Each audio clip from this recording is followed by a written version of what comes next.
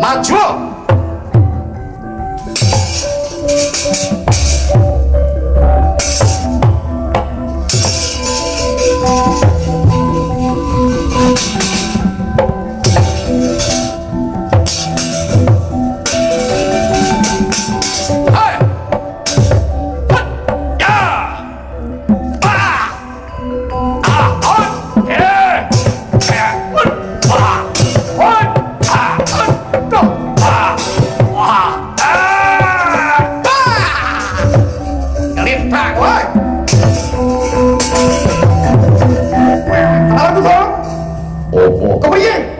apa-apa.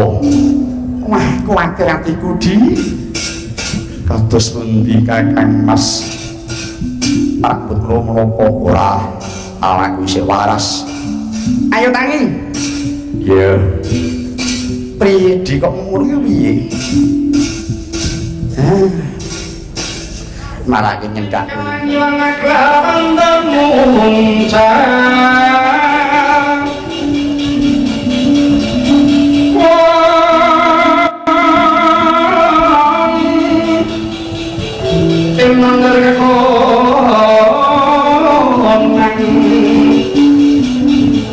sumsara tekan padang kasolan pacaring pongane kedono dasar mongso katigo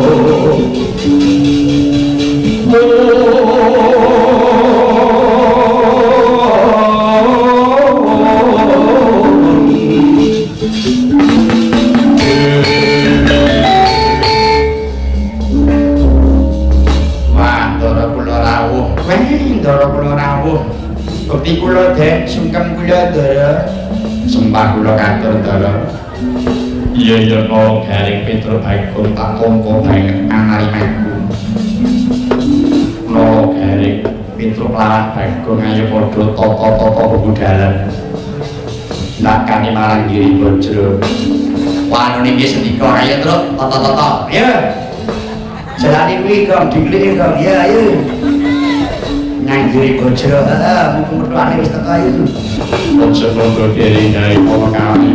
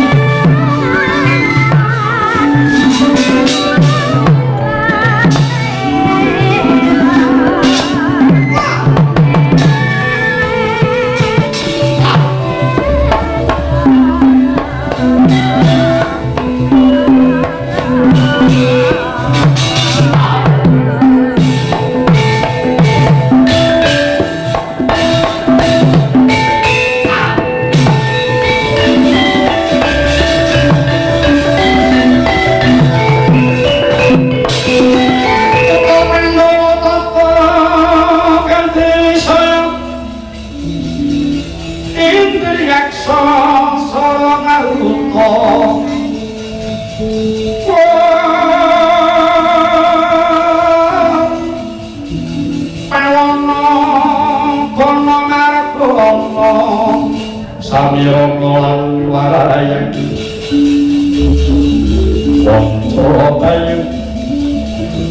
Wangsa bayu Kusi aku lingkang imo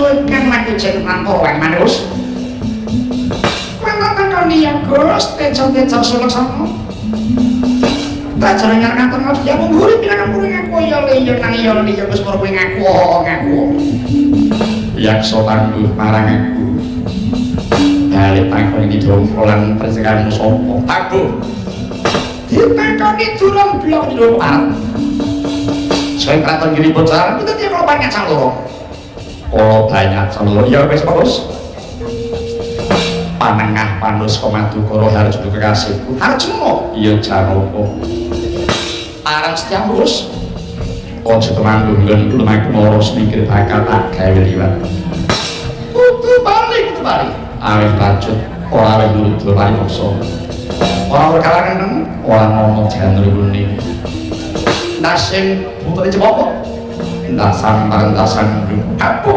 baguar popo mana aku popo kan kalau gini Upo Mandala Tata Kanthi Wisaya Indriyaksa Sara Maruta Kawana Pangga marang Brahma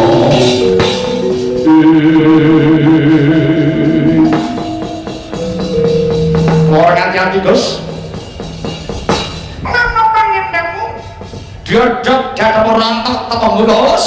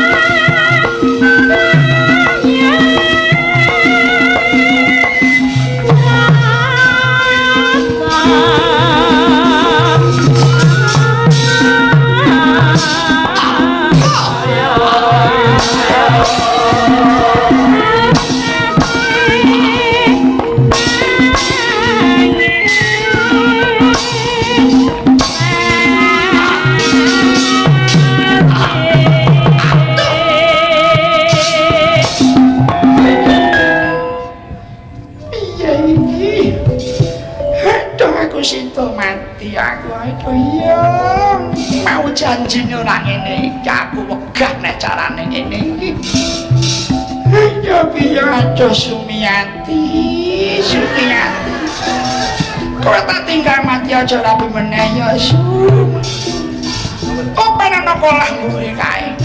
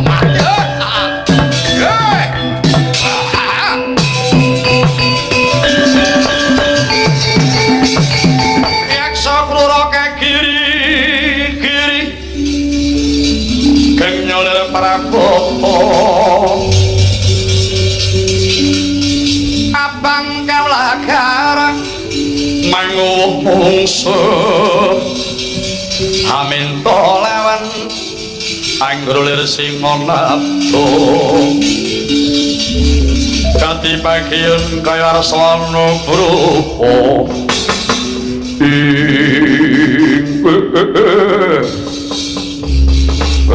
bujleng iblis lanat ora mati ditabelani Raja Satriya ana paran sapa jeneng muah Arjuna kowe sapa Tityakala telung braja belakno patine kancaku njaluk mati mara maju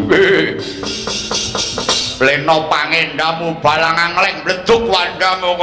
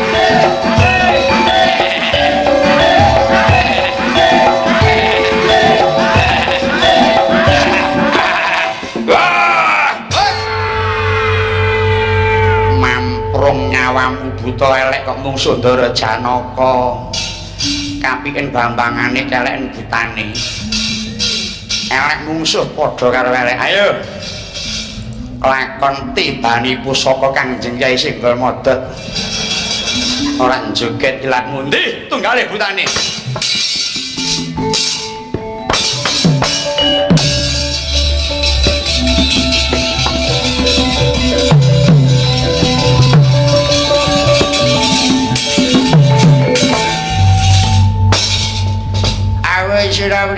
Jaya Brata Raja Satriya jenengmu sapa umamu dimupuk durung mati tanpa aran ayo nono iki Dityakala julu menang kataku tak gurani kowe Raja Satriya kuwi apa kuwi kembang melati sing tak puji aja dah korupsi marga yen korupsi negarane rugi piye to kang kuwi iya ngono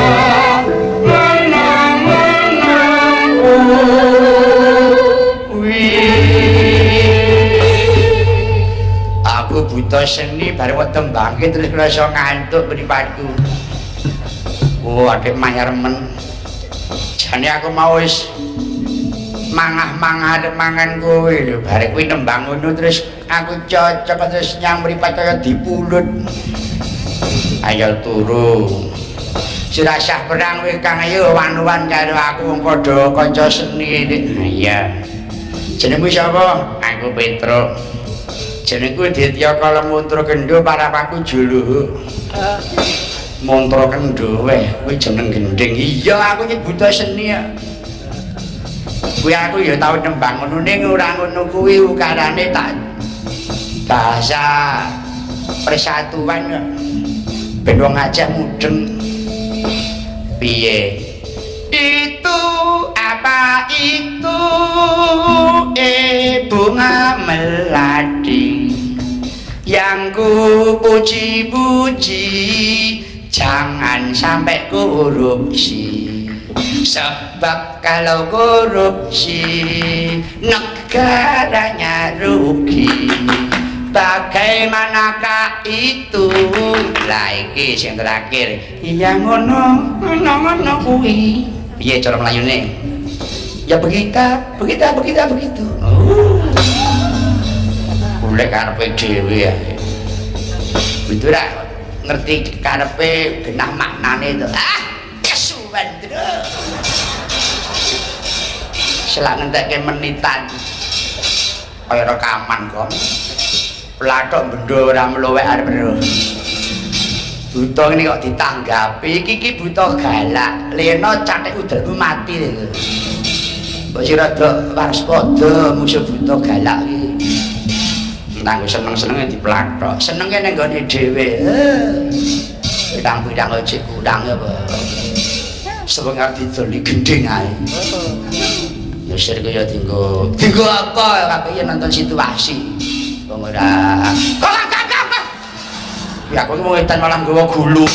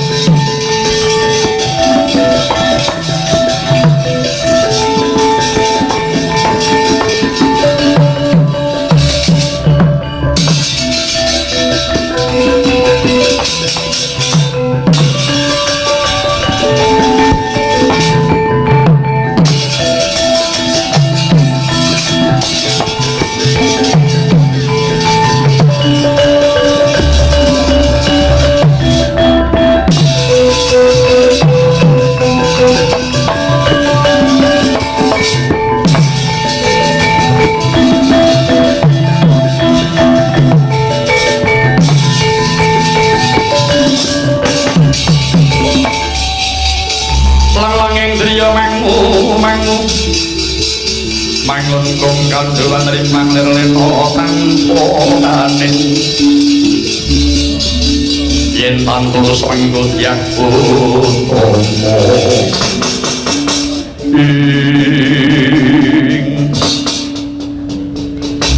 Dimas Werkudara Kresna kakang wopo Kyai Arjuna kula wonten dawuh iki wis prateng tlatah Magoda di kan dari dhisik ya di nganggo pandheng sebabe opo sumurupa ngarep iki ana gunung minangka bebenteng kraton Giribajra di iki iki jenenge Gunung Cetyaka Yai. Gunung Cetyaka iya Lan muni wis padakno. Pucuk gunung kae ana tambure Yai. Elok ing kahanan nadyan tambur kae ora ditabuh. Nanging sauger ana wong teka mongko dudu wong Giribajra. Tambur mau bisa muni dhewe Yai. kok bisa mengkono sebabe apa Kuwi ana critane Yai. kados pundi cariyosipun kepareng kula nyuwun dawuh Koko Prabu Mengkene critane. Narendra Giribajra ingkang sepuh jejuluk Prabu Briyadata. Sang nata mau darbi garwa cacahe loro. Nanging garwa loro mau durung darbi putra kabeh. Usana Prabu Briyadata nindakake tapa brata marang Gunung Himalaya. Nyuwun marang Kang Karya Jagat muga inggapin maring ana momongan. iya Ketrima tapaning Prabu Briyadata. Usana Sang Hyang Narada rawuh merpeki marang Prabu Briyadata. Kanthi ngasta pelem pertangga jiwa Yai. Wis Hyang Narada pinanggih Prabu Briyadata. Pelem mau banjur diparingake lan kinen maringake marang garwane. Ing kono kinen dhahar lan dadi sarana bakal entuk ing wiji Yai. meninggi Koko Prabu Lega tiasing Prabu Briyadata wis ketrima kang dadi pamintani. Usana Sang Prabu banjur kondur marang Giribajra kanthi ngasta pelem tangga jiwa mau. Tumekaning praja dipethuke marang garwa loro mau. Banjur peleme mongko mung sawiji, gek mongko garwane loro. Mula murih adile pelem mau disigar biak dadi loro dening Prabu Briyadata. Ingkang separo kagem ibu sepuh, kang separo kagem ibu nom. Enggaling carita lumantan karo Sih lan Prabu Briyadata garwa loro mau banjur ngrebini bareng Yai. iya Titiwan cilik ing punang jabang bayi garwa loro mau babaran bareng. Ana kaelokan bayi mau lahir saka nggawa garbaning ibu mung separo-separo Yai. meninggi Saka lingseming Prabu Briyadata bayi mau banjur diguwang menyang madyaning alas. Sawijining dina ana Gandharwa wadon ngupaya memangsan daging menungsa. Lumaku ana tengahing alas jenenge Nyai Jara. Kedadak nemu bayi kang mung separo-separo banjur digathokake dening Nyai Jara. Setemah bayi mau malah urip tur lanang Yai. meninggi Dening Nyai Jara bayi lanang mau dijenengke Jarasandha. Jarasandha iya Banjur diopeni dening Nyai Jara iku mau nganti dewasa. Ngancik dewasaning Jarasandha, dheweke ngerti yen sejatine anak Prabu Briyadata. Nanging dening wong tuane diemoi. Mula saking gempunge ngati marang Prabu Briyadata, Usana banjur mbarang ngamuk nyang kraton Giribajra. Kasembatan perang tanding lumawan Prabu Briyadata. Usana Briyadata mati dening tanganing Jarasandha. Tegese sing mateni kuwi malah anake lanang dhewe iki mau. meninggi Wah, kuwi anak durhaka ya, Gong. Mula aja sok guwang bayi. Kene nganti bayi urip ngerti sejarahe ndak males karo sing tuwek. Oh iya. lajeng kados pundi Wis dipateni. Ewadene Jarasandha isih kurang lega atine. Mula kulite Prabu Briyadata disuwek banjur dienggo lulang tambur kae Yai. Lah apa to sababe dene tambur mau ora ditabuh kok muni dhewe? Biswa tata jalma lulang tambur kang dumadi saka Prabu Briyadata mau njaluk tulung supaya disampurnakake Arjuna. meninggi Mula Yayi Parto gandeng si adi iku titis ing reh oleng jemparing mara Gagedi tumule enggal jemparing karepe ninggal bedah Arjuna bumi goncang kancing langit kelap-kelap katon dari kincanging sang maweh gandrung koko para buyut tambang pangestu mongso boro Yayi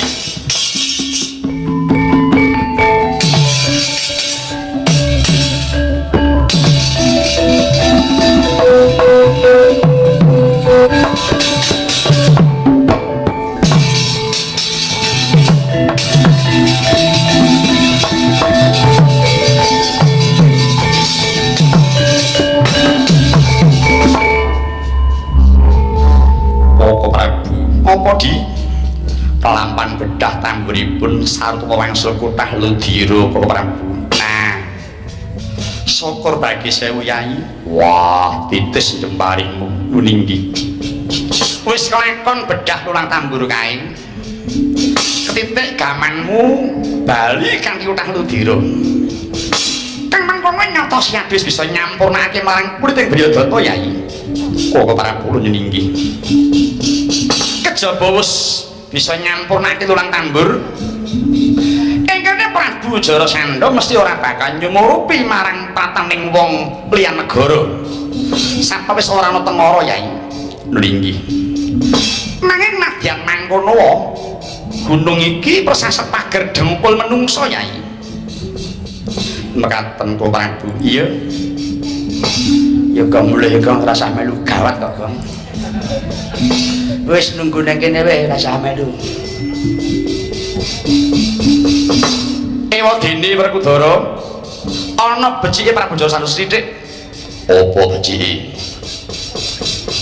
diperintahake dening Prabu Jarasandha kabeh warga Giribajra ora kena gendak sikara marang Brahmana iya nang mengkono di kanggo raharjane laku ayo padha ingsun kanthi ngagem cara Brahmana Yayi mengkono iya ing pengajap aja nganti awis larani namung istokaken dawuh lan tak pundhut padha ganti jeri sisik ya di nggih iya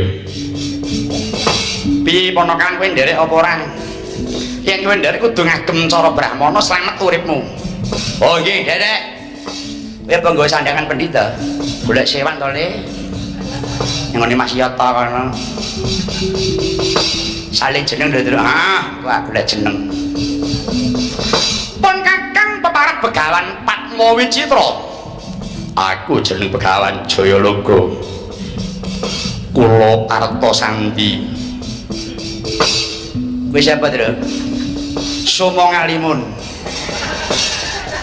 malah wong kadang dawa ganti jeneng Begawan Somo Ngalimun ben ora ketara ayo budal di ayo tak derek iki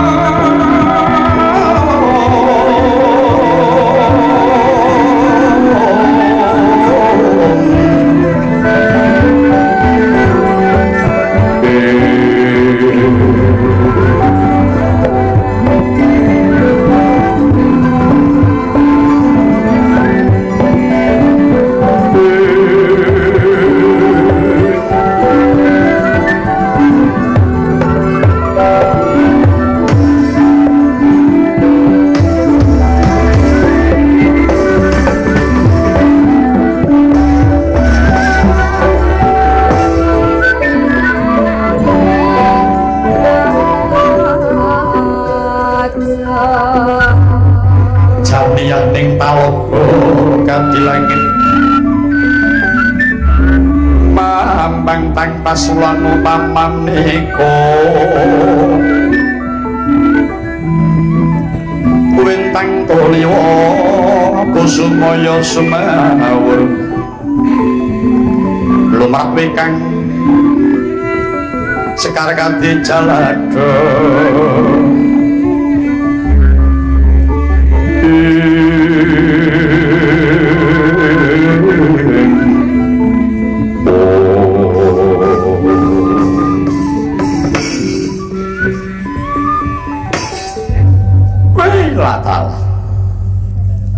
Sewu bejo kemayangan dini sangkar pamujanku karawang sang Brahmana.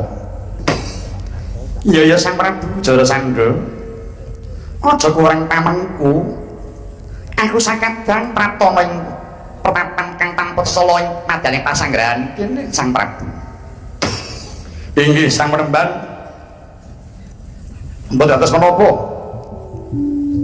Kepara malah bingah rasa manah kula dene paduka keparang rawuh ing negari kula ngriki. Sang Penemban, hamba bilih keparang kula nyuwun keterangan. Penemban menika Brahmana saking pundi saha sinten peparapipun sang Penemban? Ya sang Prabu. Ingsun iki pendhita ingkang kliyang kabur kanginan peparapku Begawan Padmawicitra. Aku Begawan Jayalaga. Smonoga aku peparapku Begawan Partasandi. Kula semua ngalimun. Pendhita kono sing jenenge semua ngalimun. Inggih gadah pentingan piyambak-piyambak. Kowe kuwi pentinganmu babagan apa? Madosi barang ical. Mengko nuninggi. Sang Prabu, iki terus pundi? Pratahku ana kene iki kepengin bakal nindakake marang darmaning kabrahmananku. Ya iku kepengin bakal madangi wong kang peteng pikire, nebahke margwanjep marang urip kang ngoyo daya ing akhirat sang Prabu. Allah taala. Dalah kelorosan sang Penemban, bingah rasa manah kula. Sapa wekdal mangke nembe peteng jagat kula Penemban. Menggali perkara apa sang Prabu? Kula ngriatosaken dhumateng impen kula Penemban. Sang Prabu nyupen napa? Ing lebeting pasupenan nggih Bajra kablapak banjir bandang. Ingkang kalempak-lempak katut banjur bukan jawi wringin sakembaran ingkang salah saking papanipun. Bibar nyupen mekaten teka lajeng kuwatos rasa manah kula sang Penemban. Ladalah. Syukur bagi sewu dene sang Prabu isih ndarbeni rasa kuwatir. Aku dan Isa rutin konsumsi yogurt untuk perawatan perut. Yuk mulai perut care dengan yogurt Cimory. Urusan ana sang Prabu. Banyu kang metu margane pengimpen mongko kuwi banjir iku mujudake pengalahaning mungsuh sang Prabu. Dene waringin sekembaran iku mau pesmoning sang Prabu Jarasandha Dewi. Ingat iya. Sautuhe impen iku mau ngemutake marang sang Prabu. menawa ngiri Bajra kene bakal ketekan mungsuh mau bakal ngarah marang sidaning Prabu Jarasandha pribadi ning kasa baline menawa sang Prabu kersa bali marang marganing kabecikan kanthi sarana ngluwari para nata kang sira kunjara ing kono sang Prabu bakal manggih yuwana lan impenawa ora bakal maujud sang Prabu.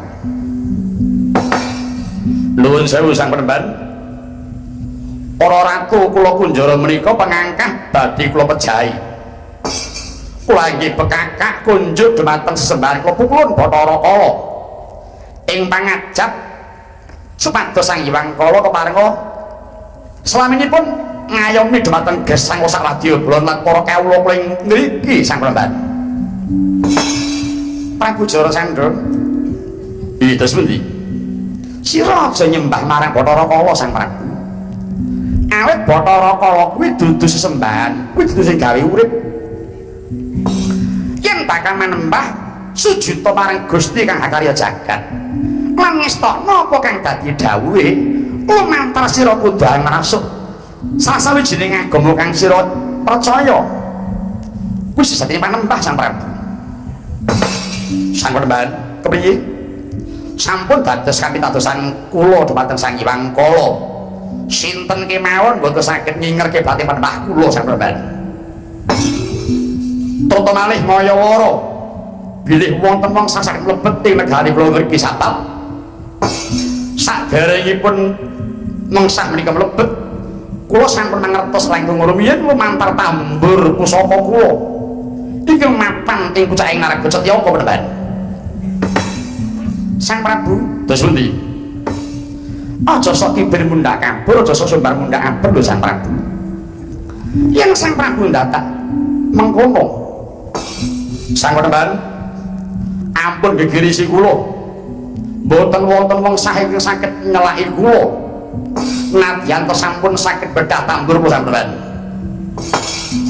Watak angkara murkamu watak sesongaranmu pancen ora bakal bisa ilang namun ora bareng karo sing ngandhang. Marga wis wedakno Jarasandha mungsuhku wis tok adepi wis ana ngarepmu. Ingsun dudu pendhita, ingsun Prabu Kresna. Aku arep Udara, aku Janaka. Bala ta.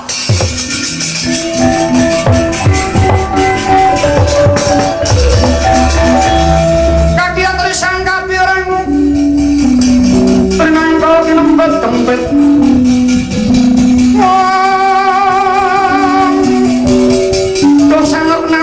Wono situ kang walang ati ya situ kang sing yas ya situ kang kudu wah terus maming ngeblat lang jagat bareng jalanan kalingane kowe kang mimpu pendhita keparep Prabu Jarasandha. Aku sakadang minangka utusane ngadil kuwi ganti bakal ngadili marang tumindakmu kang kurang tata kuwi persajan menawa kowe ora enggal ngluwari marang ratu kang sira kunjara kae ya ing kene tuli bakal ninjutna jahanam nyawamu Prabu Kresna ana apa kowe mung bathi sara nyawa kang marang Jarasandha ora susah bicara. Saiki kowe mung kari milih kepengin perang mungsuh sapa? Apa Prabu Kresna? Apa pilih Werkudara? Apa pilih Janaka? Apa pilih Petruk? Ah kula mboten. Kula mung tukang gawak tas kali dingklih kok. Walah dalah. Prabu Kresna mungsuh kowe menang ora kondang kalah ngisi di sini. Mungsuh cara wis ngono go. Pilih sapa? Ngejoki wedang nang mburi. Pilih Werkudara, sedeng bobotmu. Maju.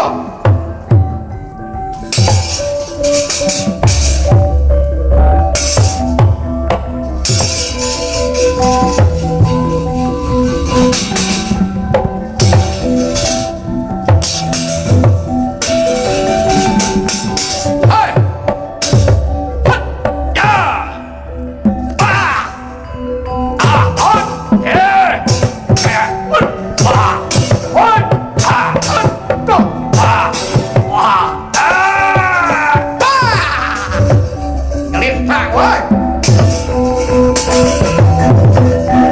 Kenapa tuh? Opo? Kepiye? Ora apa-apa. Wah, kuwatir atiku di. Kados pundi Kakang Mas? Aku kula menapa ora awakku isih waras. Ayo tangi. Ya, Priye di kok umur iki piye? Malah iki nyendake umur. Wong wis sago aja brak-brak mbok pun. Iku waktu den mung kurang setengah jam ini. Mula nggih jamu niku penting. Suntik sing miliki ora gelem. Kuwi tembung apa? Jara Sandha tak genteni ya, mo. Lho, mo kok di. Itu aku genteni. boyong sake Kakang Mas genti aku wae. Ora sudi. Kula napake mboten gelem kok, Dek. Menurut aku elek ya dimoy. Parkudara, Opo? pisan iki enggal mangkat ya di lan tak weni keterangan. Pri. Mulane Jara Sandha Sekti Mantra kula santak dheweke kuwi. Darbe daya luwih ning ana pengapesane. Pengapesane opo?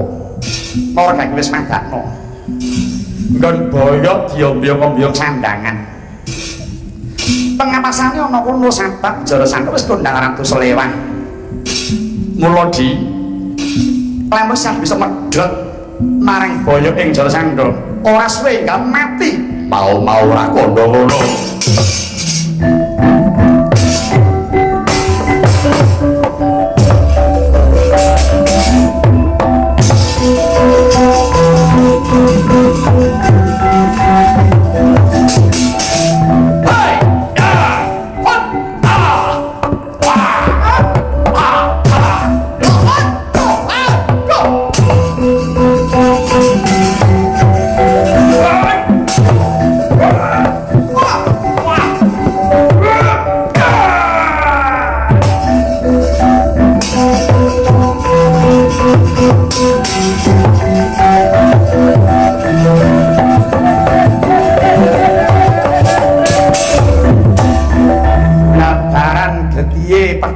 Boyok ing Jara Sandha dadilan atine wah Wakudara temonjo nyambut gawemu di Kakang Mas bingah manah kula sampun rampan mejahe Jara Sandha.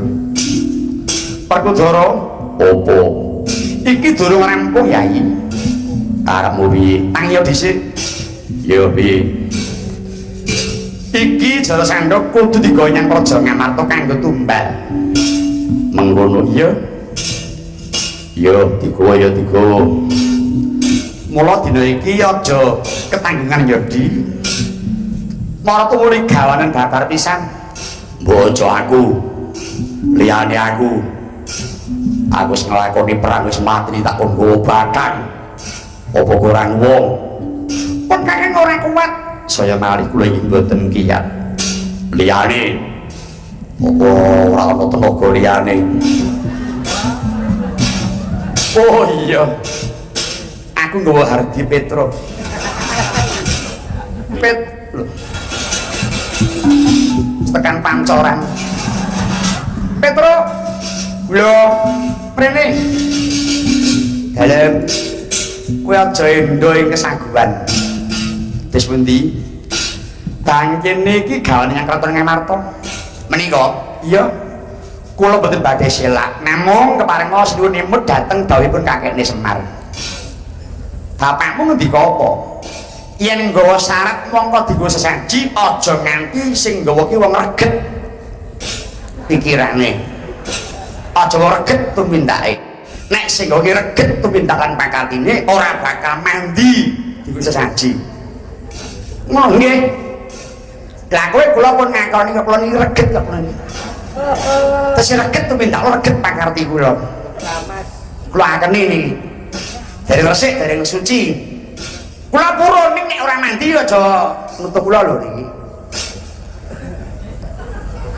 Mung padune lho kok padune nutup kula purun betone nek ora ning bayane ampun nganti nutup kula gawane wong.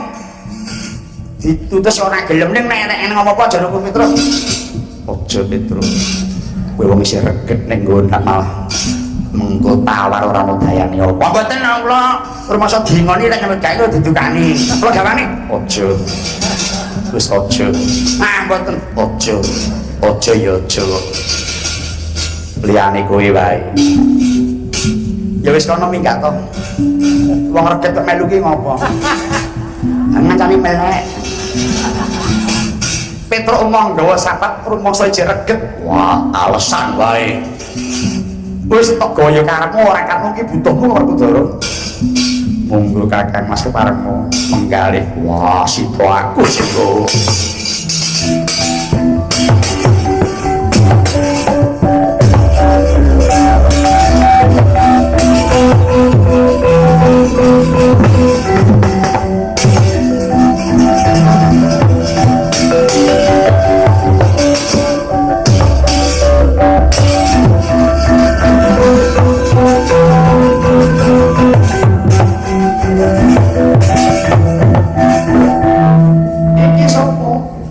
Pun Jayatsirna sendiri putra Sang Prabu Jarasandha.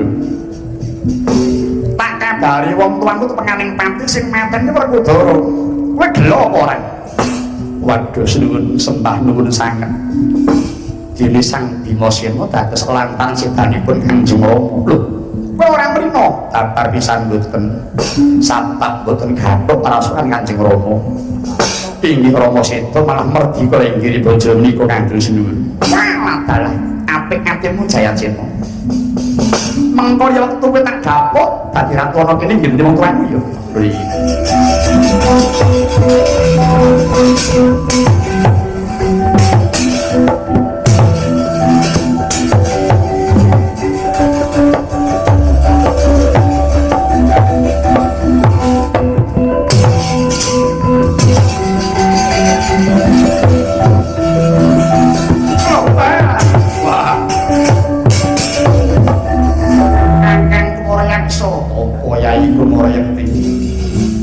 Sang Prabu Seta iya manut kapal sing mateni panunggalaning Pandhawa. Lancalah malah wis diluwari ratune. Jayatsirna malah melu Nyang Amarta. Ditututi, ayo lurung Nyang Amarta.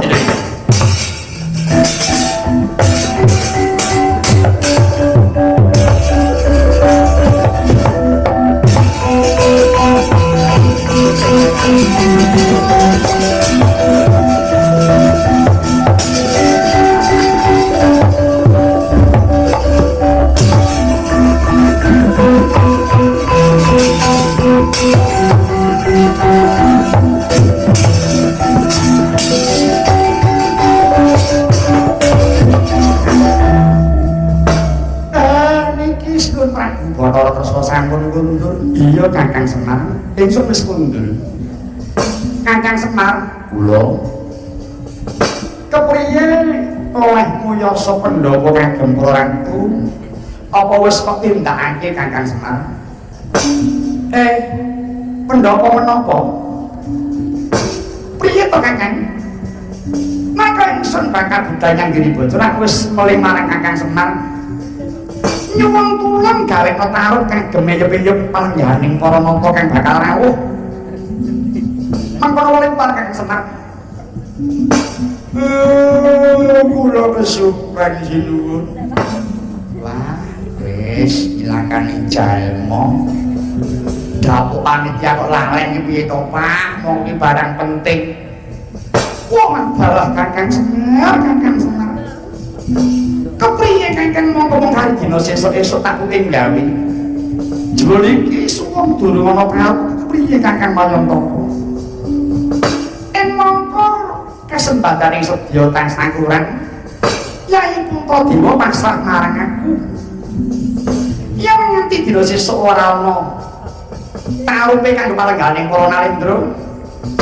Luwih tugel wae golo kowe iki Kakang Semar. Aku panten timbang wirang uripku Kakang Semar. Piye to, Mon? Mbok dhewe iki ora saguh dadi. Saguh kok ora ditindak. Piye to Kakang? Itu. Sinuwun nggih wonten pasrah gawe pendhapa ya wong tuwek monggo semari mung gawe mung guwak iki prapatan didhawuhi gawe pendhawa kepiye tasamar pamoring susmu sinopaya winah ya ing nyasepi sining pangkawange kalbu pambukaning warana talen saking playane malih pindhom sating sumu-sumu ing rasta jati wa kaya mengkono dupi sang rasta masraken gesang dhateng sang Mayataka ndatah sakala sang Hyang Ismaya ya nyandak konang puncung telenging batin sang Ismaya nyuwun marang Gusti kang Hakarya Loka mugi kasembatan kang dadi sedyanira wis nyawaning kang panggalih sumaneh kang rasa pandang kang pramana tandha wis ana titik keparing Gusti kang Hakarya jagat sigra sang Ismaya muter giling Pandhawa kayangan kaendran amung sakabenita ponang Pandhawa jelek wis prapo ing sangajenging kraton Ngamarta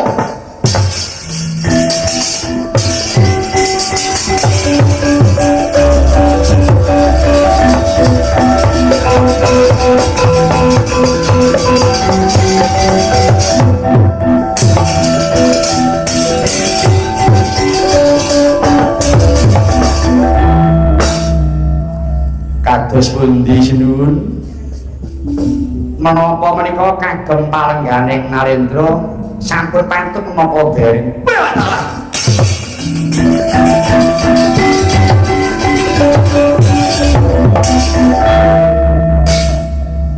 kula nyuwun pangapunten kula Nismaya nggih kalah sami-sami ing Macapada dereng wonten pendhapi kados mekaten endahipun kula mboten ngokah mboten aneh yen Macapada dereng enten lakaran menika pendhapa kaendran kula bedol kula boyong mriki kok Den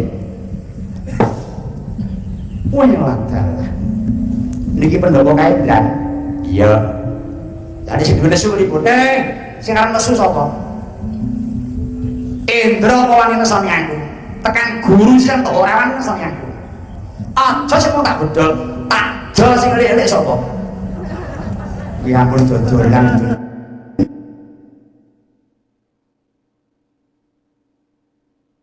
mila kangge tenger dununge pendhapa niki wujud sawo kencana saking kaendran dhateng negari Ngamarta kula nyaosi tambah nami kangge negari Ngamarta kula namaken negari Kencanapura